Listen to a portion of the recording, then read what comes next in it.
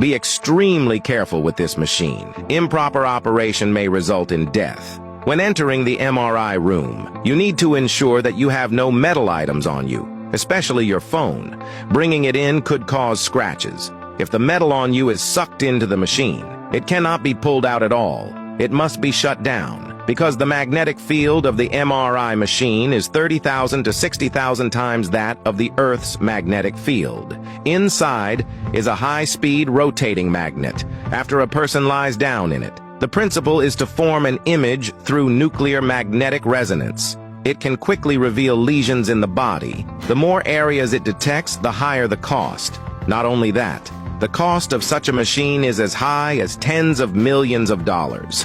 Once an MRI machine is turned on, it can never be turned off, unless there is an accident or the hospital closes. This is because the MRI machine requires a supercooling system. Its interior does not contain water and antifreeze, but uses liquid helium at -296 degrees. Once it is turned off or malfunctions, liquid helium must be re-injected.